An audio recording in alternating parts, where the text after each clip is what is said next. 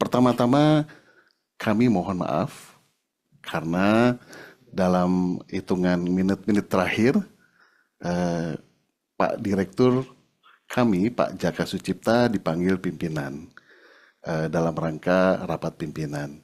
Untuk itu, kami berharap semoga dengan digantinya oleh saya, ini tidak mengubah makna gitu ya dalam memahami isi dari Peraturan Menteri Keuangan Nomor 81 Tahun 2025 ini. Nah, izinkan saya juga untuk menyapa rekan-rekan kolega kami, baik dari Ditjen Perbendaharaan, juga dari Kementerian Dalam Negeri, dan juga dari Kementerian Desa. Terima kasih telah bergabung bersama kami dalam acara sajak ini. Ya. Semoga kehadiran kita semua bersama-sama dengan juga para sobat Better sajak ini bisa memahami latar belakang dan juga isi dari PMK nomor 81 tahun 2025. Nah, sobat Better sekalian, ya, kita perlu memahami latar belakang mengapa kebijakan penyaluran dana desa tahap 2 ini kemudian muncul ya dan ditetapkan di dalam PMK 81 tahun 2025. Nah, Bapak Ibu sekalian, eh, kalau kita melihat ya latar sejarahnya dana desa ini, ya, pagu dana desa itu setiap tahunnya terus cenderung meningkat ya setiap tahunnya. Nah, tentunya peningkatan alokasi dana desa ya ini tentu tergantung dengan kemampuan keuangan negara juga gitu ya. Nah, untuk itu kita berdoa bersama-sama gitu ya. Semoga perekonomian Indonesia ini terus membaik gitu ya. Sehingga kemudian ekonominya mutar gitu ya. Kemudian pendapatan juga tinggi. Nah, sehingga belanja juga dapat terus dipacu tinggi, termasuk belanja transfer ke daerah dalam hal ini dana desa, gitu ya. Nah, sobat better sekalian, gitu ya. Kalau kita lihat secara grafik ya, eh, dana desa ya itu kurang lebih ya sekarang mencapai kurang lebih nih Bapak Ibu sekalian ya, mencapai 50% dari pagu di dalam APBDes ya. Luar biasanya nih Bapak Ibu ya. Jadi APBDes juga setiap tahunnya terus meningkat ya. Bahkan di tahun 2025 ini sudah mencapai rata-rata 1,8 miliar per tahun gitu ya. Ini capaian yang luar biasa ya. Nah, seiring meningkatnya APBDes ya, tentunya banyak ya tantangan yang dihadapi sekaligus juga manfaat ya yang kita peroleh dari APBDes dan dana desa ini ya. Kalau kita lihat ya bagaimana kontribusi eh, dana desa ya, kita lihat eh, tingkat kemiskinan ya, tingkat kemiskinan penduduk di pedesaan itu setiap tahunnya menurun gitu ya. Nah, kalau Bapak Ibu perhatikan ya di dalam grafik yang ditayangkan ya di dalam layar ini, pada tahun 2020 tingkat kemiskinan di perdesaan itu ya yang di garis biru ini itu tingkat kemiskinannya mencapai 12,82% ya. Namun kemudian di tahun 2025 berdasarkan publikasi dari BPS ya, tingkat kemiskinan di perdesaan ini turun mencapai hingga 11,03%. Ini suatu capaian yang luar biasa ya, karena menurunkan 1% saja tingkat kemiskinan itu upayanya tuh sangat besar gitu ya. Nah, tapi memang Bapak dan Ibu ya, Sobat Better sekalian, tantangannya adalah ketika tingkat kemiskinan di perdesaan ini juga masih di atas tingkat kemiskinan di perkotaan yang warna biru tua ini ya Bapak Ibu ya, kalau kita lihat nih. Nah, jadi meskipun tingkat kemiskinan di perdesaan terus menurun ya, tapi tantangannya adalah tingkat kemiskinannya masih lebih tinggi daripada di perkotaan. Nah, ini tentunya menjadi eh, PR bagi kita semua gitu ya. Bagaimana kemudian memformulasikan kebijakan-kebijakan pemanfaatan dana desa maupun APBDes ataupun dana lainnya ya yang mengalir ke desa yang dirasakan oleh manfaat desa sehingga bisa terus ya meminimalkan ya, bahkan mengenolkan ya tingkat kemiskinan di pedesaan ya. Kemudian Bapak dan Ibu ya, kami juga berterima kasih kepada Bapak Ibu kalau kita lihat ya di apa namanya di kegiatan prioritas pemerintah. Jadi Bapak dan Ibu di desa ini juga ikut berkontribusi mendukung program prioritas pemerintah ya. Dalam hal ini ya beberapa program prioritas tersebut adalah misalnya seperti ketahanan pangan ya, stunting, kemudian BLT desa ya untuk meningkat tadi ya untuk apa namanya penurunan penduduk miskin ekstrim gitu ya. Nah, ini adalah kegiatan-kegiatan prioritas yang sudah didukung oleh pemerintah desa ya. Kalau kita lihat bahkan ketahanan pangan ini sudah mencapai 40% dari belanja dana desa gitu ya. Nah, ini untuk data tahun 2025. Sekali lagi kami berterima kasih Bapak dan Ibu ya bahwa dana desa yang sudah dikucurkan, disalurkan pada tahun 2025 ini kemudian ikut mendukung program prioritas nasional pemerintah ya, terutama terkait dengan tadi ketahanan pangan ya, mendukung swasembada pangan gitu ya. Nah, ini kami sekali lagi ucapkan terima kasih. Nah, di sisi lain ya Bapak dan Ibu ya, ada hal-hal juga yang perlu ditingkatkan ya. Ketika tadi APBD semakin besar, dana desanya juga mencapai hampir 50% dari porsi APBD itu sendiri, ya, di mana kalau kita lihat di pojok yang sebelah kanan ini, gitu ya, ternyata berdasarkan data dari ICW, desa ini masih menempati peringkat teratas sebagai sektor yang paling ditangani oleh aparat penegak hukum. Ini jumlahnya memang masih sedikit kalau kita lihat angka nominalnya gitu ya dibandingkan dengan jumlah desanya. Artinya apa? Artinya kita juga jangan mengeneralisir gitu ya bahwa kemudian pengelolaan keuangan di desa ini banyak disalahgunakan gitu ya. Tapi data-data ini, angka-angka ini kemudian perlu menjadi perhatian bagi kita gitu ya. Sebagaimana supaya angka ini tidak terus bertambah setiap tahunnya ya. Kalau bisa kemudian turun ya. Bahkan kalau bisa nol. Nah, ini menjadi tantangan kita Bapak Ibu semua baik di pusat maupun di desa ya. Seiring dengan besarnya dana yang dikelola gitu ya.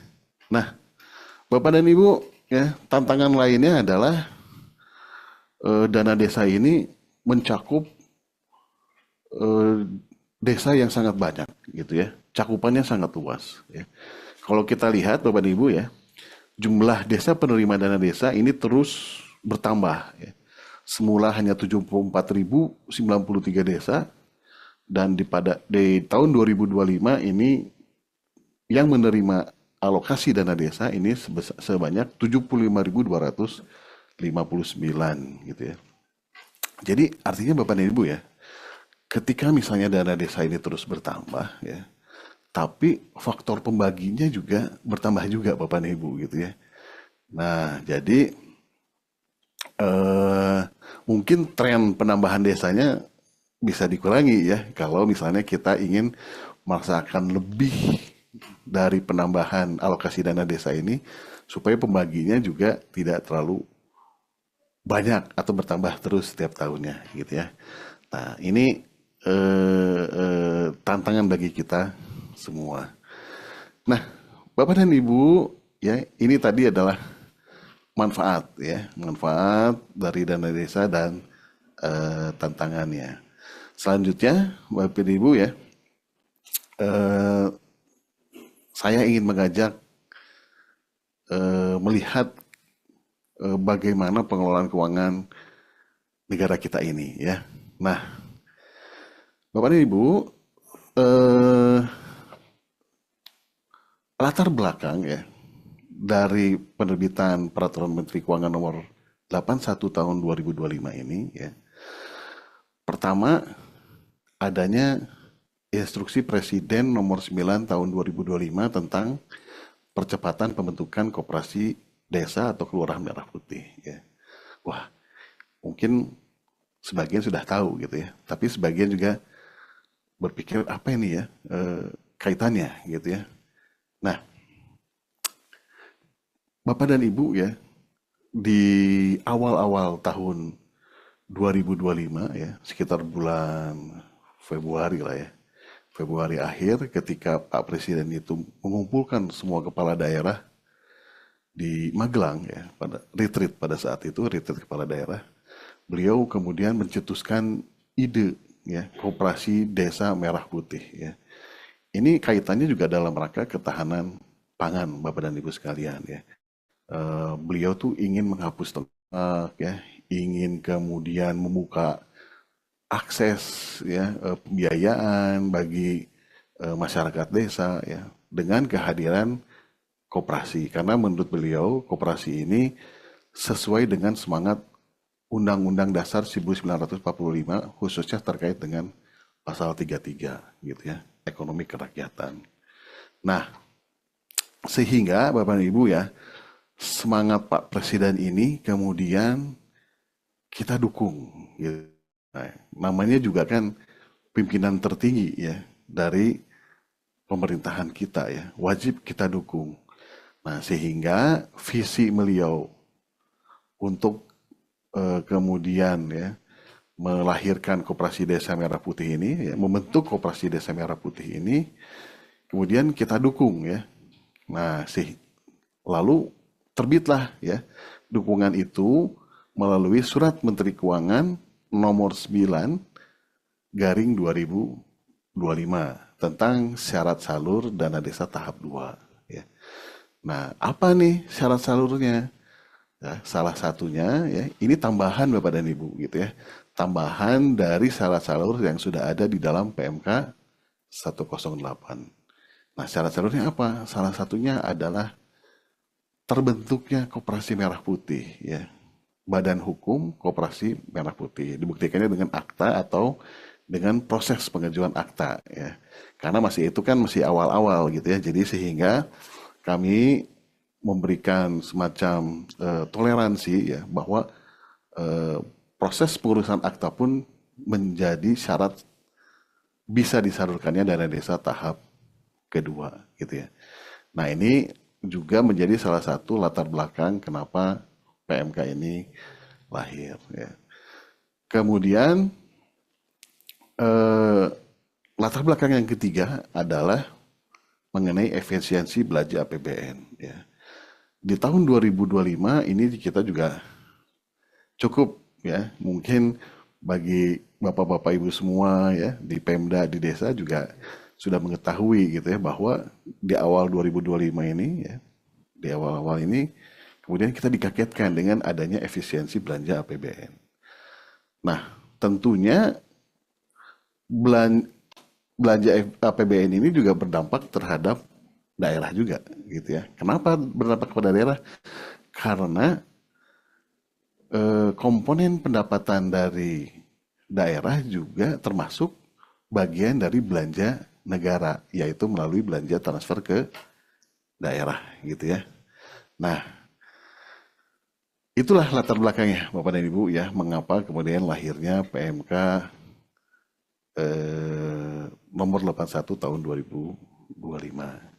Nah, sebelum saya melanjutkan Bapak dan Ibu, saya ingin mengingatkan nih ya, bahwa kita punya waktu hanya sebentar nih, terbatas gitu ya. 1 jam sejak dari jam 9 tadi. Nah, artinya kita tidak punya waktu banyak ya, sehingga kita perlu optimalkan ya pertemuan kita ini. Untuk itu, Bapak dan Ibu, jika ada hal-hal yang perlu ditanyakan, tolong segera dituangkan atau ditulis di dalam Slido yang sudah kami sediakan, gitu ya. Nah, kami akan mencoba menjawab pertanyaan-pertanyaan kegundahan Bapak dan Ibu yang ada di dalam Slido, gitu ya. Kami sengaja ya di dalam sesi ini memang untuk fokus kepada Slido ya untuk mengefisienkan waktu sehingga pertanyaan yang diajukan bisa lebih banyak terjawab gitu ya. Nah, jadi silahkan ajukan ya sambil acara ini berlangsung, nanti rekan-rekan kami di sini akan mencoba menayangkan pertanyaan-pertanyaan tersebut. Nah, Bapak dan Ibu kami lanjutkan ya terkait dengan masalah efisiensi belanja tadi gitu ya. Nah, tadi sudah saya singgung gitu ya. Yang efisiensi APBN itu apakah hanya kemudian pusat saja gitu ya? Ya memang pusat kena Bapak dan Ibu gitu ya. Termasuk jadi curhat nih ya. Termasuk tempat saya juga, tempat saya bekerja juga termasuk kena pemotongan ya. Di tahun 2025 ini ya belanja pusat itu terkena kurang lebih 300 ya. 300 eh, triliun gitu ya. Nah, tentunya jumlahnya yang sangat besar gitu ya. Sehingga juga berdampak pada anggaran di tempat kami itu ya, yang cukup turun signifikan drastis gitu ya. Nah, tapi selain belanja KL juga ya, ternyata efisiensi ini juga berdampak pada belanja daerah ya. Tadi seperti saya sebutkan, karena ada belanja negara ya, yakni belanja transfer ke daerah yang sebagai bagian dari APBN ya. Nah, belanja transfer ke daerah TKD ini juga turun ya 50 triliun. Mohon maaf nih saya koreksi ya. Tadi 300 itu penjumlahan ya dari KL dan TKD ya. Nah, untuk TKD-nya 50, untuk KL-nya sendiri sekitar 250 triliun gitu ya. Nah, untuk KL sendiri kemudian ini tadi ya berdampak pada banyak KL ya. Berdasarkan data ini 36 kementerian lembaga juga terkena efisiensi tadi gitu ya. Nah, bagaimana dengan transfer ke daerah? Nah, transfer ke daerah juga ikut merasakan dampaknya dari kebijakan ini ya. Yakni DAU berkurang gitu ya untuk kegiatan infrastruktur sebesar 15 triliun. DAK fisik juga berkurang ya 18,3 triliun. Otsus juga ya, otonomi khusus juga terkena ya dampak efisiensi ini. Dana keistimewaan termasuk dana desa ya. Meskipun mungkin Bapak dan Ibu tidak merasakan eh, efisiensi dari dana desa ini ya di awal-awal Inpres 1 tahun 2025 gitu ya. Kenapa tidak merasakan? Karena yang diefisienkan adalah cadangan yang belum dialokasikan ke seluruh desa gitu. Jadi Bapak Ibu sebetulnya kurang merasakan dampaknya yang di desa ya Bapak Ibu ya. Saya cerita yang di desa nih. Yang di desa kurang merasakan dampaknya karena yang kena pencadangan itu adalah yang di cadangan gitu ya. Nah, tapi ya kenapa sih kemudian kami ini berbicara mengenai masalah efisiensi belanja gitu ya. Bagian dari fiskal Bapak dan Ibu gitu ya. Bagaimana kemudian kami mengelola keuangan ya APBN ini supaya terus berkelanjutan ya sustain dan juga sehat ya. Sehingga pemerintah perlu kemudian melakukan tadi manajemen fiskal, penyesuaian-penyesuaian ya supaya tetap APBN ini kredibel dan sehat ya. Berikutnya Bapak dan Ibu ya, eh, di tahun 2026 ya. Ini juga informasi yang mungkin bagi Bapak dan Ibu di daerah agak sakit gitu ya. Tapi hal yang perlu disampaikan ya. APBN untuk TKD ini juga turun Bapak dan Ibu ya.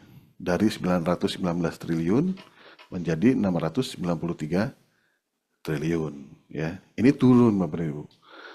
Namun Bapak dan Ibu, penurunan ini bukan berarti kemudian terjadi penurunan layanan publik juga ya.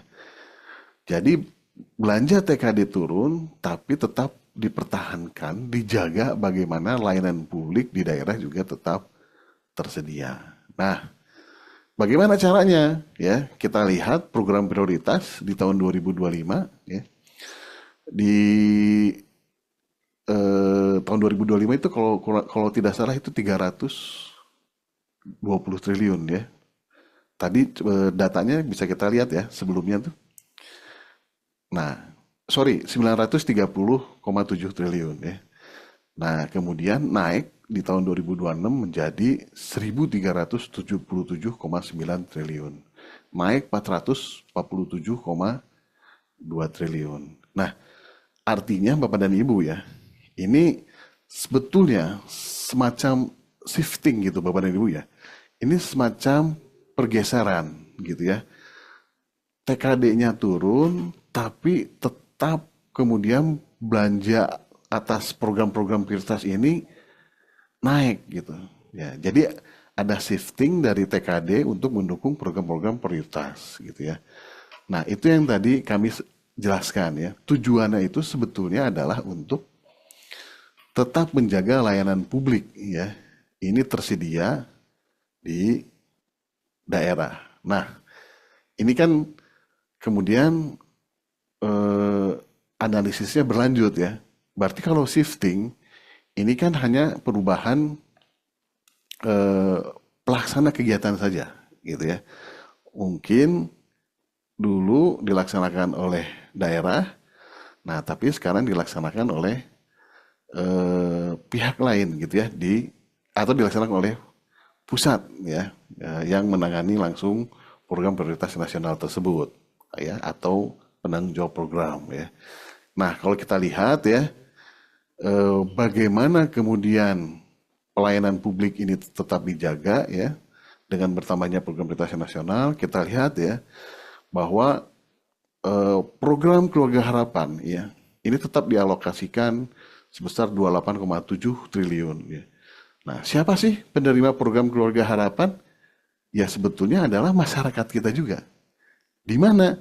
Ya di daerah juga gitu kan. Kan lokus masyarakat ini ya itu adanya kan di daerah gitu ya.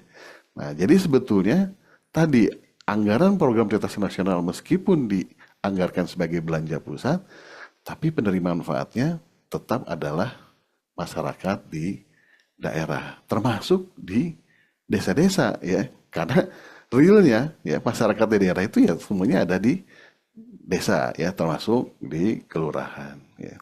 Kemudian program lainnya ya adalah misalnya KIP ya, program kuliah atau beasiswa gitu ya. Itu nilainya luar biasa juga 63,6 triliun. Ada juga kartu sembako ya sebesar 43,8 triliun.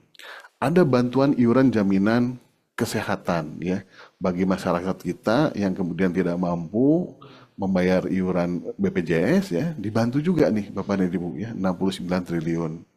Ada juga program nih ya yang relatif baru dari Pak Presiden ya, misalnya cek kesehatan gratis. Kemudian juga ada revitalisasi sekolah ya yang biasanya melalui DAK fisik ya untuk sekolah. Kemudian ada MBG ya. Ya, ini juga luar biasa Bapak dan Ibu ya. Tadi kalau Bapak dan Ibu lihat ya, penurunan TKD itu kan sekitar 200 triliun gitu ya. Tapi untuk MBG sendiri Bapak dan Ibu 335 triliun gitu. Artinya untuk mendukung program MBG ini tidak cukup hanya bersumber dari penurunan dari TKD tadi gitu ya. Itulah kemudian tadi yang kami sampaikan ya, bahwa pemerintah mencoba untuk mengelola gitu ya. Bagaimana program-program prioritas ini kemudian bisa didanai ya, sehingga tadi ketika ada pergeseran-pergeseran antar KL, dari KL ke KL lain, dari daerah untuk KL misalnya, itu semata-mata memang dalam rangka tadi ya, mendukung program-program prioritas nasional ya. Jadi masih banyak juga nih ya yang lain nih, misalnya kayak sekolah rakyat ya. Ini program baru juga dari Pak Prabowo ya. Kemudian juga konservasi jalan dan jembatan yang saya ceritakan tadi ya.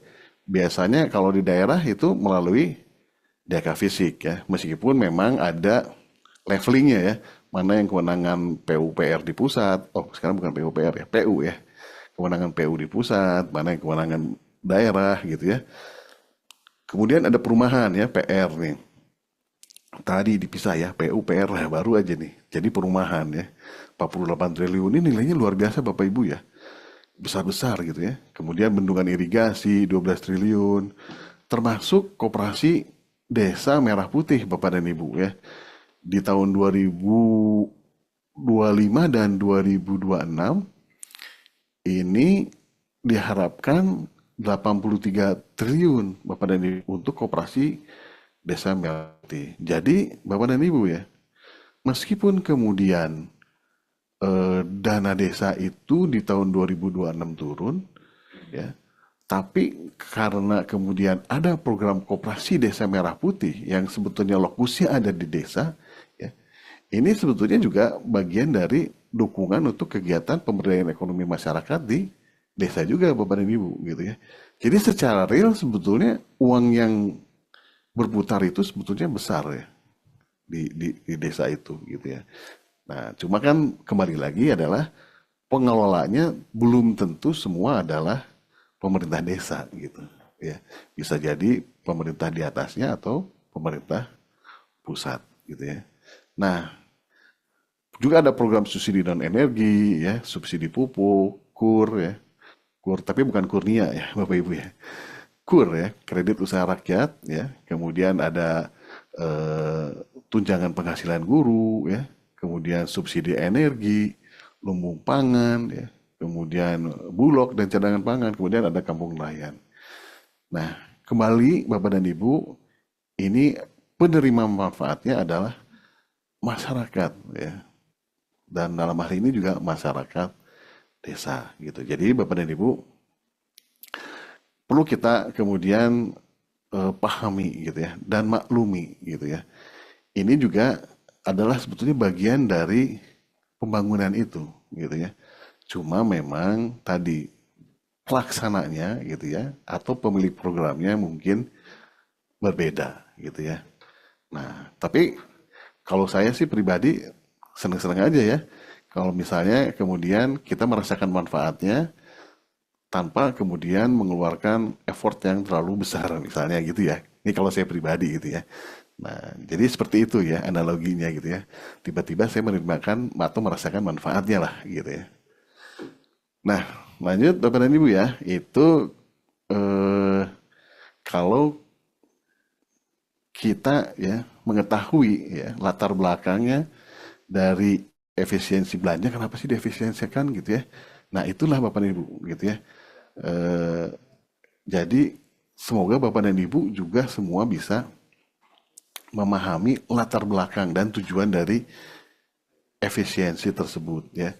Jadi sebetulnya efisiensi itu adalah bagian dari langkah-langkah kebijakan fiskal ya. Langkah-langkah dari pengendalian belanja. Langkah-langkah dari ya tadi ya untuk menjaga APBN tetap kredibel dan sehat gitu. Nah, Bapak dan Ibu, ini terakhir ya, karena ini adalah gongnya, ya. Karena PMK nomor 81 tahun 2025 itu isinya sebetulnya sederhana, Bapak dan Ibu. Ya. Pertama, tadi terkait dengan penambahan syarat salur, gitu ya. Eh, Tadi saya ceritakan latar belakangnya eh, mewujudkan visi Pak Presiden gitu ya terhadap perekonomian rakyat. Nah ini sebetulnya bagian dari dukungan Pak, Bapak dan Ibu ya, yang sudah disampaikan melalui surat menteri kemudian dituangkan di dalam PMK ya. Jadi sebetulnya ini tidak menjadi masalah sebetulnya ya ketika PMK diterbitkan karena sebetulnya Bapak Ibu sudah memenuhi syarat-syarat salur ini gitu ya. Nah, tapi nggak apa-apa ya. Saya singgung sedikit ya syarat salur itu. Pertama adalah akta pendirian badan hukum ya. Terus kemudian juga bukti penyampaian dokumen pembentukan KDMP ke notaris ya. Nah, pada tanggal 21 Juli pada saat launching KDMP itu sudah terbentuk 80.000 lebih ya. Kalau nggak salah sih 80.000 81 KDMP ya. Nah, artinya bisa bisa kita simpulkan lah ya bahwa hampir seluruh desa itu kemudian sudah membentuk KDMP. Nah, kalau sudah berhasil membentuk KDMP, artinya syarat salurnya sebetulnya sudah terpenuhi gitu kan. Nah, kemudian Bapak dan Ibu, selain kemudian muatannya adalah mengenai penambahan syarat salur, muatan kedua adalah masalah penyaluran dana desa tahap kedua gitu ya. Nah, jadi seperti Bapak Ibu ketahui ya, pagu dana desa itu dibentuk dari dua jenis ya. Dana desa yang ditentukan penggunaannya atau earmark dan juga pagu dana desa yang tidak ditentukan penggunaannya atau non earmark. Nah, di dalam PMK 81 tahun 2025 ini gitu ya, eh, diatur ketentuan bahwa pagu dana desa yang tidak ditentukan penggunaannya atau non earmark ini ya, adalah eh, pagu yang tidak disalurkan gitu ya, dana desa tahap 2 yang tidak disalurkan gitu. Nah, eh, sumbernya dari mana? Sumbernya adalah dari hasil rekaman pagu yang dilakukan oleh pemerintah desa sendiri gitu ya. Nah, filosofisnya kenapa kemudian diprioritaskan yang earmark ya? Karena inilah yang dipandang tadi ya penting untuk mendukung program-program prioritas nasional. Lalu kok bisa gitu kan ditunda? Nah, Bapak Ibu, inilah salah satu bagian yang seperti saya sampaikan tadi, bagian dari pemerintah dalam mencoba melakukan pengelolaan fiskal, manajemen fiskal ya. Dalam hal ini yaitu dalam melakukan pengendalian belanja ya. Ngapain sih gitu ya? Buat apa sih kemudian pengendalian belanja? Nah, salah satunya adalah untuk pengendalian defisit Bapak dan Ibu. Karena pada saat PMK ini diturunkan ya eh, defisit APBN ini ya dihitung-hitung ini bisa terlampaui ini ya. Tapi semoga tidak gitu ya. Ini semoga tidak gitu ya. Nah, bagaimana caranya semoga tidak terlampaui ini ya? Salah satunya adalah dengan kan belanja ya, pengendalian belanja. Nah, makanya kemudian lahir kebijakan ini ya. Ini yang dilakukan oleh pemerintah. Ini sakit Bapak dan Ibu, tapi ya itu tadi ya. Ini dalam rangka menjaga APBN tetap sehat dan kredibel. Bapak Ibu, mohon maaf ya, mungkin saya terlalu panjang, tapi menurut saya perlu diceritakan latar belakangnya gitu ya, sehingga kita bisa memahami kemudian kenapa kebijakan ini lahir. Nah, sebelum kita menjawab pertanyaan-pertanyaan yang ada di dalam Slido, Bapak Ibu, mungkin kami akan memberikan kesempatan kepada kolega-kolega kami di Kementerian Dalam Negeri. Ada Pak Reza. Pak Reza? Siap, Pak Kurnia. Ah, Kemudian juga ada kolega kami dari Ditjen Perbendaraan, yaitu Pak Kresnadi. Selamat siang, Pak. Pagi, selamat menjelang siang, Pak Kresnadi. Selamat pagi dan ngopi pagi. Assalamualaikum. Waalaikumsalam, Pak Kres. Dan juga dari Kementerian Desa ya. Pak Siahotang, tersambung Pak Siahotang? Ya, Mungkin. selamat pagi Wah, Pak Kurnia. selamat pagi Pak Siahotang. Nah, Bapak Ibu ya, eh, mungkin kami akan memberikan kesempatan kepada keluarga-keluarga kami ya di Kemendagri, di Kemendes maupun di Kementerian Keuangan, kemudian untuk merespon ya kebijakan yang sudah ditetapkan melalui PMK 81 tahun 2025 ini. Mungkin kesempatan pertama kami berikan kepada eh, Pak Kresnadi ya. Ini nepotisme ya, tapi kami dahulukan dulu ke Pak Kresnadi, ya, kolega kami di Ditjen Perbendaraan. Silakan Pak, kalau misalnya kemudian ada apa penjelasan ya, Pak Kres, ada penjelasan tambahan selain yang sudah saya sampaikan tadi terkait dengan PMK 81 tahun 2025 ini. Silakan Pak Kresnadi.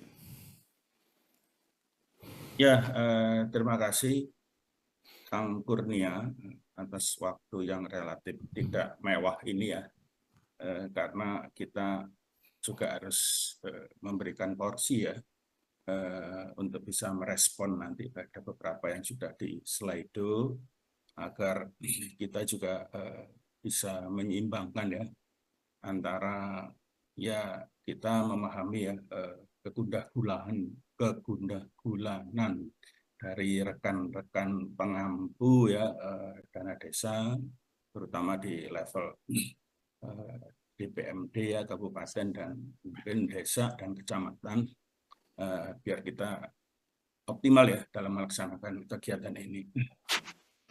Saya awali dengan salam ya agar keberkahan di Jumat Berkah ini acara ini mendapatkan ridho dari Allah Subhanahu wa taala. Assalamualaikum warahmatullahi wabarakatuh. Bismillahirrahmanirrahim. Tidak banyak panjang kali lebar yang akan kami sampaikan. Insya Allah langsung menukik itu kan, menyampaikan yang tadi sudah diberikan ya prolog oleh Pak Kurnia berkenaan dengan kebijakan ya dana desa di akhir ya tahun 2025 ini melalui PMK 81. Izin menyampaikan sedikit pengantar ya biar kalau menyampaikan nggak ada biskopnya itu kan nggak enak gitu ya.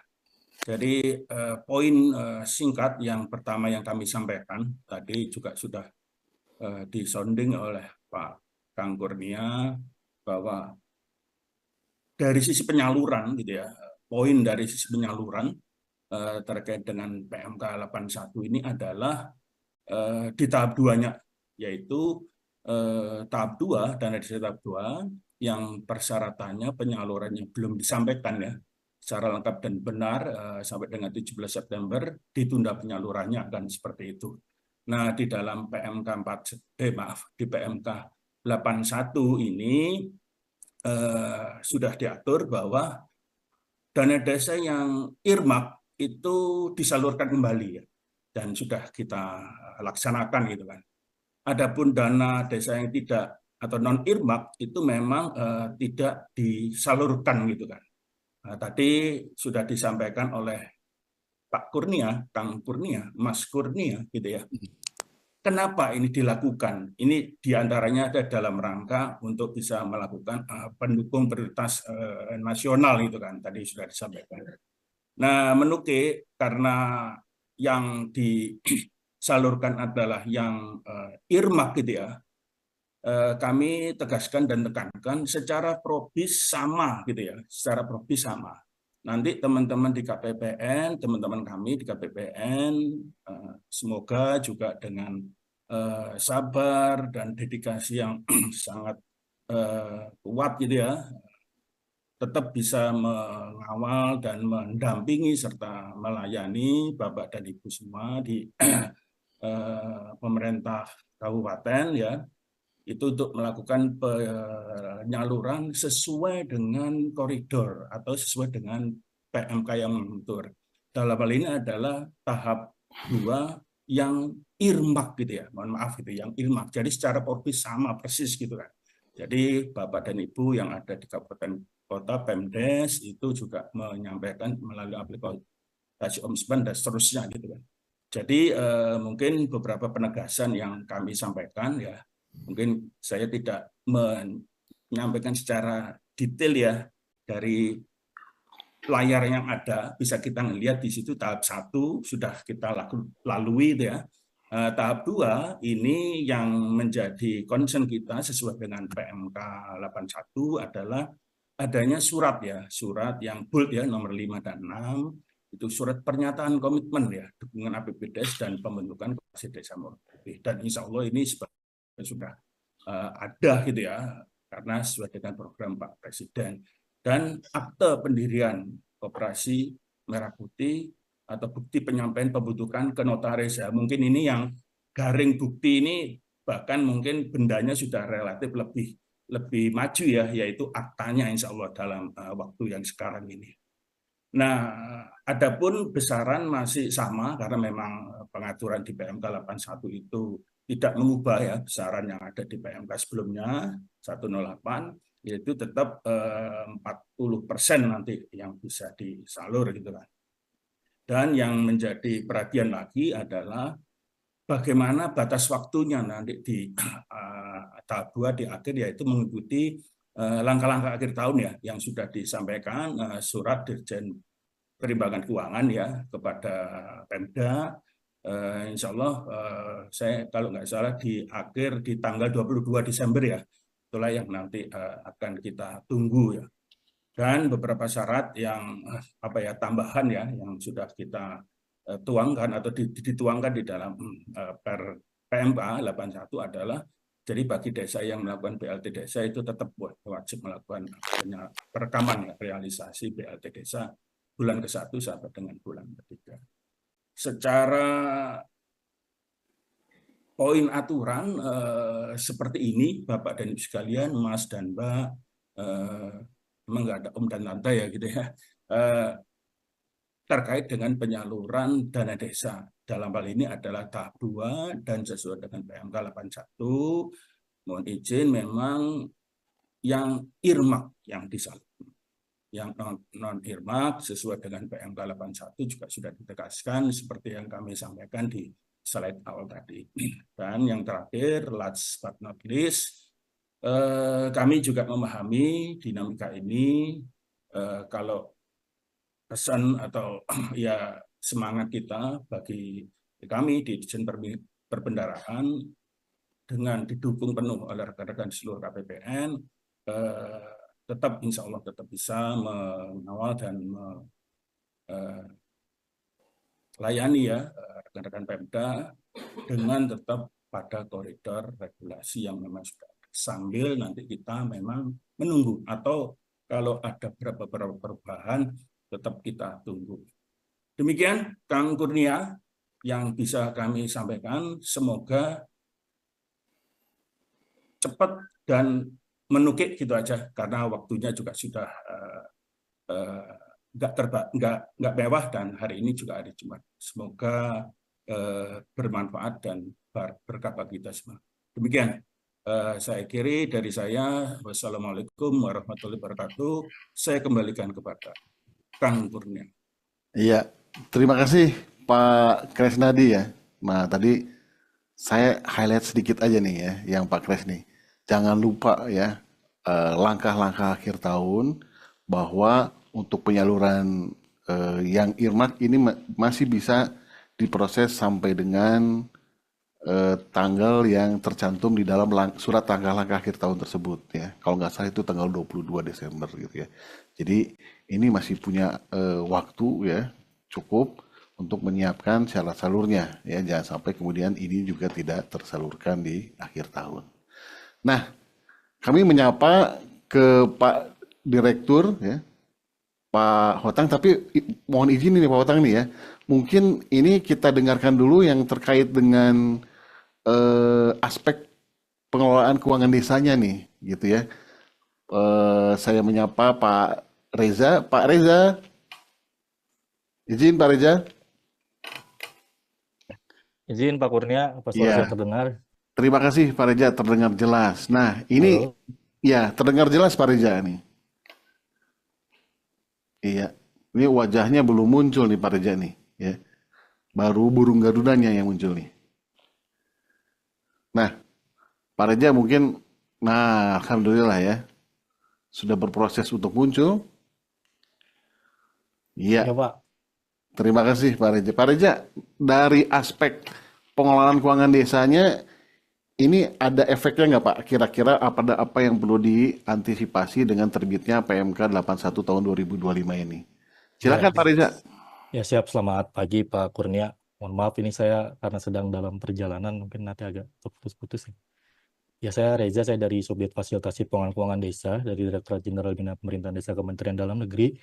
Ya Pak, terkait PMK 81 ini memang pasca diterbitkannya sudah banyak sekali laporan ke kami Pak di Kemendagri, karena berkaitannya sepertinya ini Pak, ada beberapa dalam tanda kutip persoalan di desa-desa sudah terlanjur membayarkan, dalam tanda kutip membayarkan, yang menalangi,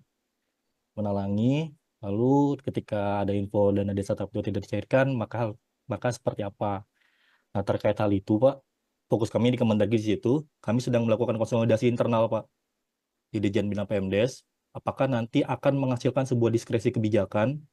Kami melibatkan juga nanti ke Inspektorat Jenderal Kementerian Dalam Negeri, agar apabila ada diskresi kebijakan yang kami berikan, itu tetap mengedepankan asas akuntabilitas, Pak. Jadi sementara itu, Pak, kalau memang desanya belum membayarkan, tinggal perubahan APBDes. Karena perubahan APBDes kan dimungkinkan lebih dari satu kali. Nah, ini menjadi persoalan ketika tadi, Pak, ada desa-desa yang dalam tanda menalangi. Karena memang sebenarnya secara ketentuan di Permendagri 20 ini kan basis akuntansi pengelolaan keuangan desa itu kas, Pak. Seharusnya ada uang diterima dicatat, uang keluar dicatat. Tapi mungkin ada fakta-fakta di lapangan yang tidak terelakkan yang harus mengharuskan kepala desa menalangi misalnya gitu, Pak. Ini akan yang menjadi pembahasan, Pak, konsen pembahasan di Kemendagri, bagaimana tata kelola keuangan di APBDes-nya. Sehingga apabila nanti ada diskresi itu tetap pada akuntabilitas agar di kemudian hari ini tidak ada hal-hal yang merugikan, Pak, merugikan dari administrasi maupun aspek hukum. Ini sedang kami kaji, Pak, mungkin dalam waktu dekat juga ketika konsolidasi internal kami sudah bulat, kami undang dari Kementerian Keuangan dan Kementerian Desa juga, Pak, untuk menyepakati hal-hal tersebut, Pak. Mungkin sementara itu, Pak Kurnia, kalau dari Kemendagri. Iya, terima kasih Pak Reza. Intinya Bapak dan Ibu, kalau yang saya tangkap dari Pak Reza sudah menangkap ya apa namanya eh, atau sudah mau memitigasi gitu ya dampak dari kegiatan-kegiatan yang mungkin sudah dilaksanakan ya, tapi belum bisa dibayarkan karena adanya dana desa tahap kedua non irmak yang tidak disalurkan. Nah, jadi mitigasi tetap dilakukan, tapi juga akuntabilitas tetap terjaga ya. Intinya tidak, bahasa sederhananya mungkin tidak ada yang dirugikan, tapi akuntabilitas tetap terjaga. Nah, terakhir kami mengundang Pak Dir Sihotang. Pak Dir, izin Pak Dir, kami ingin mendengar pandangannya, responnya, terutama masalah penggunaannya nih Pak ya. Ada juga yang bertanya nih gimana kalau bergeser-geser dari earmark ke non earmark atau sebaliknya. Silakan Pak Dir. Ya, terima kasih Pak Kurnia. Suara saya terdengar? Sangat jelas Pak Dir. Ya, Bapak Ibu yang kami hormati, eh, kayak kita tadi sudah mendengar penjelasan Pak Jaka, kemudian juga dari Kemdagri, ya, dan kami dari Kementerian Desa, ya, melihat kebijakan ini memang kalau dibilang terburu-buru atau terlambat, ya ini situasional barangkali mungkin ya. Jadi memang ini menjadi perlu perhatian kita bersama. Ya. Nah, yang perlu kita perhatikan kemudian adalah bagaimana nanti tata kelola keuangan desanya. Jadi ini konsen kita bersama ya, akuntabilitasnya, transparansi, dan kita memang memahami kondisi di lapangan ya, dan beberapa hal tadi ya, dan kami melihat juga catatan-catatan dari audiens ya, dari peserta sajak ini ya, memang ada hal-hal yang sudah terrealisasi di lapangan ya, nah, baik fisik maupun insentif ya, guru PAUD, kader kesehatan maupun aktivitas yang lain. Nah, ini mungkin yang perlu dicarikan jalan keluar Pak Kurnia ya, apakah nanti Kementerian Keuangan melakukan relaksasi kebijakan lagi ya, nah, apakah dalam durasi ya tanggal 17 September ke tanggal 19 atau 25 November ya. Nah, ini yang perlu dicarikan jalan keluarnya ya. Apakah Kementerian Keuangan melakukan relaksasi kebijakan ya untuk mengakomodir ya terkait dengan hal-hal yang sudah dieksekusi di lapangan ya. Nah, ini juga perlu kita pahami atau kita juga perlu mencermati Pak Kurnia bahwa memang mereka sudah melakukan musyawarah desa dan juga kemudian penetapan APBDes ya. Nah, dan pemerintah desa ini juga tentu ya mengakomodir banyak hal di tingkat desa ya. Nah, ini mungkin kami dalam waktu sekarang ini ya jalan tengahnya mungkin ya, apakah perlu relaksasi kebijakan oleh Kementerian Keuangan untuk mengakomodir kebutuhan-kebutuhan terkait dengan yang sudah dieksekusi di lapangan ya, supaya nyaman semuanya gitu. Nah, terutama dari tanggal 17 September ke tanggal 19 November ini ya, atau tanggal sejak diundangkan atau sejak ditetapkannya PMK 81 ini, sehingga nanti pelaksanaan kepemerintahan di desa itu berjalan dengan baik ya, pembangunan dan pemberdayaan juga berlangsung dengan baik ya, semua bisa terakomodir, kemudian juga bagaimana nanti keberlanjutan di tahun depan ya. Itu mungkin sementara dari kami Pak Kurnia ya, untuk melihat perkembangan yang sekarang. Saya kira itu, terima kasih. Wassalamualaikum warahmatullahi wabarakatuh. Iya, terima kasih Pak Hotang atas responnya ya. Nah, Bapak dan Ibu, ini sudah memasuki last minute gitu ya. Mungkin kita mengambil pertanyaan-pertanyaan gitu ya. Ini teman-teman panitia ini sudah merangkum ya pertanyaan-pertanyaan yang mungkin senada ya. Nah, ini coba saya bacakan ya Bapak dan Ibu ya sekalian, sobat-sobat dari Better. Pertanyaannya adalah, dengan terbit dan berlakunya PMK 81 2025, apakah penyaluran dana desa tahap 2 non-earmark sudah dapat dilakukan? Jika belum, kapan mulai bisa dilakukan penyaluran? Nah, Bapak dan Ibu, ini sobat Better ya, sobat sajak, ini maaf nih ya, di PMK 81 tahun 2025 ini memang menghentikan penyaluran dana desa tahap 2 yang tidak ditentukan penggunaannya atau non earmark ya. Jadi kalau tadi pertanyaannya apakah akan disalurkan, saat ini kebijakannya tidak Bapak dan Ibu ya. Kalau alasannya tadi sudah dijelaskan ya, ini dalam rangka pengendalian fiskal ya, kami perintah Bapak dan Ibu ya. Nah, tapi nanti ya dana ini bisa digunakan kembali ya dalam rangka mendukung prioritas pemerintah. Yang penting tadi penerima manfaatnya adalah tetap masyarakat kita gitu ya, terutama di desa gitu. Jadi mohon maaf nih Bapak dan Ibu ya, memang kita harus bicara pahitnya nih ya. Madu lagi.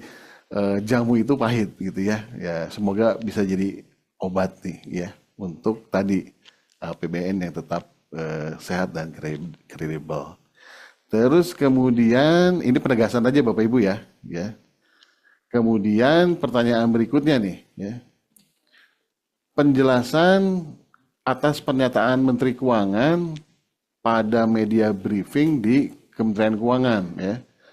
Pada kegiatan tersebut, Menkyu menyatakan bahwa pagu dana desa tahun anggaran 2026 sebesar 40 triliun akan digunakan untuk membiayai program Agrinas. Untuk KDMP 20 triliun akan disalurkan ke seluruh desa melalui dana desa. Kapan PMK pagu dana desa per desa terbit?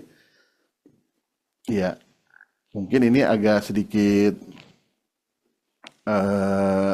melenceng ya dari muatan atau pengaturan PMK 81 tahun 2025 ya. Tapi nggak apa-apa lah ya, namanya sudah bertanya ya. Pertama adalah berdasarkan Inpres 17 tahun 2025 ya, tentang percepatan pembangunan fisik, gerai, pergudangan, dan kelengkapan koperasi Desa Merah Putih, ya, Menteri Keuangan memiliki mandat ya untuk memberikan fasilitasi dukungan teknis, ya, termasuk kemudian untuk menyalurkan, ya, mengarahkan dana desa untuk pelaksanaan kegiatan pembangunan fisik gerai, pergudangan dan kelengkapan dari Koperasi Desa Merah Putih tersebut. Nah, terkait besarannya, apakah ini 40 triliun, ya, kemudian yang 20 triliun yang disalurkan ke desa, memang Bapak dan Ibu, apa yang disampaikan oleh Pak Menteri ini, arahnya seperti itu, ya. Arahnya seperti itu Bapak Ibu ya. Artinya, pagu dana desa di 2026 ini, nanti pada saat penyalurannya, mungkin terbagi dua ya, untuk yang pembangunan program kegiatan desa atau yang reguler lah ya, yang satunya lagi yang untuk mendukung KDMP.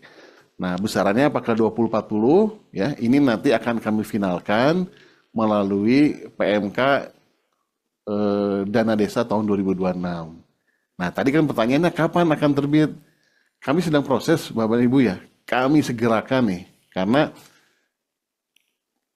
sekarang ini ada kaitannya juga dengan masalah Koperasi Desa Merah Putih gitu ya, kami juga masih berkomunikasi, berkoordinasi juga dengan pihak-pihak ya yang terkait dengan Koperasi Desa Merah Putih ini di Satgas Koperasi Desa Merah Putih, kebijakannya supaya solid Bapak dan Ibu ya, sehingga ketika PMK-nya keluar ini kebijakannya juga sudah solid gitu ya. Nah, tapi kami targetkan di Desember ini sudah ada ya. Kita doakan Bapak Ibu segera ya lancar, kemudian sehingga Desember angkanya sudah muncul ya. Sehingga tadi bisa terlihat ya apakah memang presisi 40-20 atau mungkin ada sedikit penyesuaian gitu ya. Itu mungkin respon saya ya yang terkait ini nih. Tapi nggak apa-apa nih, walaupun nggak terkait dengan PMK 81, tapi mungkin untuk antisipasi tahun 2026. Selanjutnya, rekan-rekan panitia ada pertanyaan lagi yang di Slido ya. Nah, pertanyaan ini nih. Saat ini yang terjadi di salah satu desa di Palembang, di mana sudah mulai muncul hutang ya kepada pihak ketiga sebagai dampak dari kegiatan non-earmark ya. Apakah desa bisa menggunakan dana desa earmark untuk membayar tunggakan atas pelaksanaan kegiatan non-earmark? Nah, sebetulnya kalau di PMK 108 tahun 2024, Bapak dan Ibu sekalian ya, pergeseran dari earmark ke non-earmark itu dimungkinkan gitu ya, sehingga tadi kalau gitu bisa direvisi ya ininya ya, APBD-nya ya, bisa Bapak dan Ibu ya. Misalnya ada earmark yang belum dilaksanakan ya, karena kami juga mendapat beberapa info, misalnya ada beberapa kegiatan ketahanan pangan yang harusnya sudah dieksekusi oleh BUMDes tapi kemudian belum terlaksanakan ya. Itu bisa Pak, Bapak dan Ibu ya, kemudian dimanfaatkan untuk membayar atau melaksanakan kegiatan-kegiatan yang sifatnya earmark tadi atau yang tidak ditentukan penggunaannya. Nah, ini semoga menjawab ya salah satu solusi juga gitu ya atas kegiatan non earmark yang sudah terlanjur dilaksanakan ya, tapi tetap bisa didanai dari dana earmark ya. Tentunya konsekuensinya tadi kalau kata Pak Reza, akuntabilitasnya tetap harus terjaga, artinya APBDes-nya tetap harus direvisi. Nah, Bapak Ibu sekalian, ada lagi pertanyaan dari Slido yang ini saya lihat, mohon maaf ya Bapak Ibu ya. Kalau saya lihat sih sebetulnya ada lengkap ya. Maksud saya tuh ada beberapa pertanyaan yang sebetulnya mirip gitu ya. Cuma mungkin rekan-rekan panitia ini mengambil sampelnya saja gitu ya. Karena pertanyaan banyak yang mirip nih. Pertanyaannya nih, dari BPKAD Kabupaten Madinah ya. Mohon petunjuk, PMK 81 baru keluar bulan November 2025. Misalnya ada kegiatan yang sudah dikerjakan dengan mengharapkan dana non-IMAK, bagaimana ya Pak solusi untuk menangani permasalahan tersebut? Dan sudah pasti non-IMAK tahap 2 tidak akan disalurkan lagi. Nah, jadi yang pertanyaan terakhir ini terjawab dengan jawaban saya yang pertama tadi ya, yang obat pahit itu gitu ya. Jadi lebih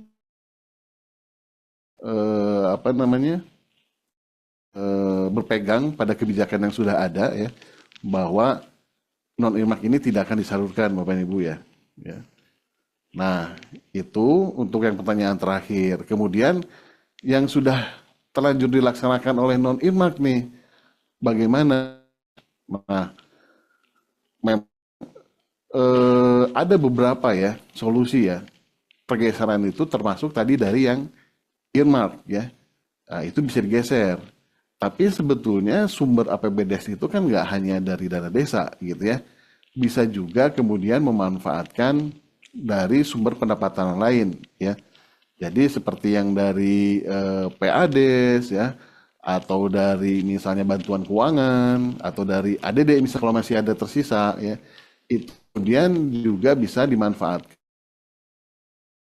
kegiatan-kegiatan non tadi ya. Konsekuensinya ya tetap ya ada revisi APBDes tadi gitu ya. Nah, kalau pengalaman kami ya, tadi kan saya cerita ya, kalau di pusat itu kami mengalami efisiensi 250 triliun, termasuk di tempat saya ya. Akhirnya kalau saya sih solusinya kemudian benar-benar memilih kegiatan-kegiatan yang prioritas untuk dilaksanakan gitu ya. Nah, yang belum dilaksanakan itu memang tidak kemudian tidak saya lakukan gitu ya, tidak kami lakukan gitu. Nah, mungkin bisa lanjut ke pertanyaan berikutnya ya. Nanti teman-teman panitia tolong saya dikasih ini ya kode ya kalau memang waktunya sudah over nih, sudah lebih gitu ya. Nah, Assalamualaikum dari Pak Adi Wibowo BPKPD Kabupaten Kerinci ya. Bagaimana desa yang sudah di-tagging pengajuan dana desa non-earmark pada tanggal 15-16 September pada aplikasi Omspan, apa masih bisa diajukan penyalurannya? Wah, kalau ini kayaknya pertanyaannya pas dijawab oleh Pak Kresnadi nih. Cuma kalau menurut saya nih, nanti tolong dikoreksi nih Pak Kresnadi ya. Kalau pada saat tersebut sudah di tagging tapi belum lengkap syarat salurnya ya nggak bisa nih. Tapi apa betul nggak jawaban saya nih? Silahkan Pak Kresnadi untuk merespon nih. Bagaimana nih Pak Kres? Ya, terima kasih atas kesempatannya. Jadi sesuai dengan regulasi yang ada, memang di situ proses ya pengajuan syarat dari Pemda ya KPPN memang ditutup ya pukul 00 berarti ya di tanggal 18 September kan gitu. Kalau pukul 00.00 itu 18 September gitu ya kanker ya gitu ya. Jadi kan pukul 17 tanggal 17 September malam banget kan gitu. Ya sehingga memang apabila desa-desa yang telah di-tagging namun belum diajukan ya ke KPPN oleh Pemdanya hingga batas waktu tersebut ya memang tadi menyampaikan walaupun satu ayat ya kanker ya tidak dapat diajukan kembali kira-kira gitu. Jadi memang batas akhirnya tanggal 17 pukul 23.59 itu. Jadi memang dari Pemdanya gitu ya. Jadi memang mohon nanti bisa atau semacam diklarifikasi lagi ya kanker ya. Kalau yang dari desanya sebelum, tapi kalau Pemdanya juga belum diajukan, belum di-tagging ya tidak bisa karena yang diajukan di KPPN itu adalah yang memang dari Pemdanya. Demikian kanker singkat padat jelas. Iya, Semoga. terima kasih Pak Kres. Wah, mohon maaf nih Bapak dan Ibu ya. Saya sudah dikasih kode karena sudah offside dari 1 jam. Tapi saya mohon nih teman-teman panitia ya, kalau bisa ditambah 1 lagi pertanyaan ya, yang kira-kira mewakili banyak pertanyaan. Karena saya lihat sih pertanyaan ini serupa-serupa gitu ya. Nah, pertanyaan selanjutnya nih yang terakhir, harusnya PMK 81 tahun 2025 ini berlaku sejak tanggal ditetapkan, bukan hitung mundur ke 17 September 2025. Kasihan yang sudah ngurus non-earmark sebelum PMK 81 keluar. Mereka tentu sudah menganggap dana desa non-earmark akan salur. Sebaiknya ada pertimbangan dan analisa Kemenkeu dulu. Baik Bapak dan Ibu ya. Nah, Bapak dan Ibu, PMK 81 tahun 2025 ini memang disusun untuk mendukung efisiensi belanja APBN Bapak dan Ibu ya. Nah, penyaluran dana desa tahap 2 non-earmark tidak dapat dilakukan karena adanya ketentuan baru pada PMK 81 tahun 2025. Regulasi ini diterbitkan sebagai tindak lanjut dari kebijakan ya untuk mendukung program-program prioritas nasional gitu ya, termasuk untuk mendukung tadi pengendalian fiskal ya. Jadi memang Bapak dan Ibu mohon maaf nih, ada hal-hal yang kemudian dinamika kebijakan ini lahirnya di proses berjalan gitu. Jadi untuk itu mohon kemudian bisa dimaklumi juga ya, karena kalau secara pertimbangan kajian ya alasannya sudah tadi disampaikan Bapak dan Ibu ya.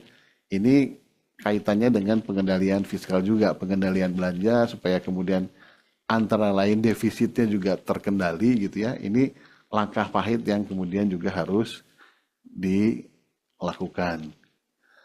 Nah, Bapak dan Ibu, mungkin itu ya yang bisa kami sampaikan.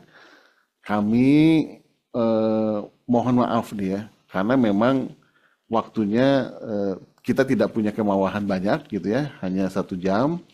Semoga apa yang sudah disampaikan pada hari ini bisa kemudian Bapak Ibu menjadi jelas ya, dan bisa juga dimaklumi gitu.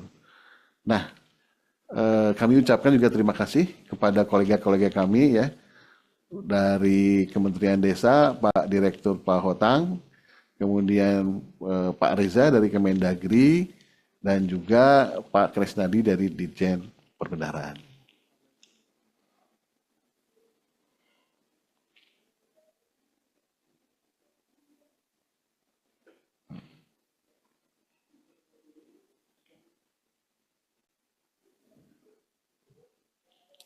Oke, demikian Bapak dan Ibu. Terima kasih sekali lagi atas atensinya. Mohon maaf bila ada hal-hal atau penyampaian khususnya saya yang tidak berkenan bagi Bapak dan Ibu. Kami sekali lagi mohon maaf, dan mewakili Pak Hotang, Pak Reza, dan Pak Kresnadi, kami pamit. Sekali lagi terima kasih. Wabillahi taufiq wal hidayah. Wassalamualaikum. Selamat pagi dan tetap semangat.